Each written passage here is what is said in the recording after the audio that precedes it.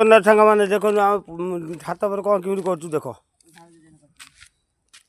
ଦେଖ ଏଇ ଦେଖ ଶାଗ ପଡ଼ିଛି ଶାଗ ଆସିକି କେତେ କେତେ ବଡ଼ ଗଛ ହେଲାଣି ଦେଖ ଦେଖୁଛ ଆମ ସେ ଭାଉଜ ଜଣେ କରୁଛନ୍ତି ଏଇ ଭାଉଜ ତାଙ୍କୁ ଉପାଡ଼ି ନେଇଗଲି କରି ଖାଇବା ପାଇଁ ଦେଖ ଆମେ ଛାତ ଉପରେ କରୁଛୁ ଦେଖୁଛ ନାଣି ଦେଖ ଛାତ ଉପରେ କେତେ ପ୍ରକାର ଗେଣ୍ଡୁ ଗଛ ଇଏ ଗଛ କୋଶଳା ପାଳଙ୍ଗ ସବୁ ହେଇଛି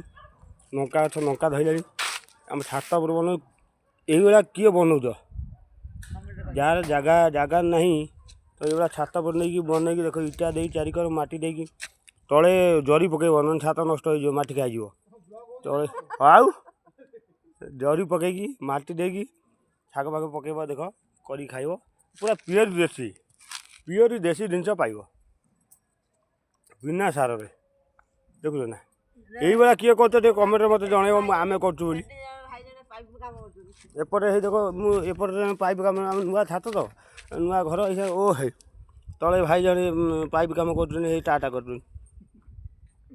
ହେଲା ପାଇପ୍ ଲାଇନ୍ ବାଡ଼ଉଛନ୍ତି ସେ ବର୍ତ୍ତମାନ ପାଇଁ ମୁଁ ନିଜେ ଏଠି ଗୋଟେ ବେସ୍ ବନଉଛି ବର୍ତ୍ତମାନ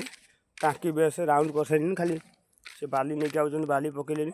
ମୁଁ ସିମେଣ୍ଟ କିଣି ଆସିକି ରଖିଦେଇଛି ଏଇ ବେସ୍ଟା ବନେଇବି ରାଉଣ୍ଡ ବେସ୍ ବନେଇକି ଏ ବେସ୍ କଲେଇ ଫଲେଇ କରିକି ପୁରା ଏକଦମ ଚିକିଣା କରିକି ସେ ବେସ୍ଟା ଛାଡ଼ିମି 2 ଦିନ ପରେ ତାକୁ ଟାଙ୍କି ବସିବ ଶୁକ୍ରବାର ଆମର ଠାକୁର ବସିବେ ଠାକୁର ଆସିଲା ବେଳେ ଗୃହ ପ୍ରବେଶ ହେବ ଏଇଟା ଆମ ଓଡ଼ିଶା ଇଏ ହାଇଦ୍ରାବାଦ ନୁହେଁ ଯେ ମୋର ଛେଳି ଫେଳି ହଣା ହେବ ସିଏ ସବୁ ନାହିଁ ଠାକୁର ପାଖରେ ପୂଜା ହେଇକି ହେବ ହଉ এইଭଳିଆ କିଏ ବନଉଛ ଖାଲି এইଭଳିଆ କିଏ ଛାତ ଉପରେ କରୁଛ ମୋତେ କିଏ କମେଣ୍ଟରେ କହିବ କମେଣ୍ଟ ଲାଇକ୍ କରିବ କମେଣ୍ଟ କରିବ କମେଣ୍ଟ କରିକି ମୋତେ କହିବ କିଏ এইଭଳିଆ ବନଉଛ।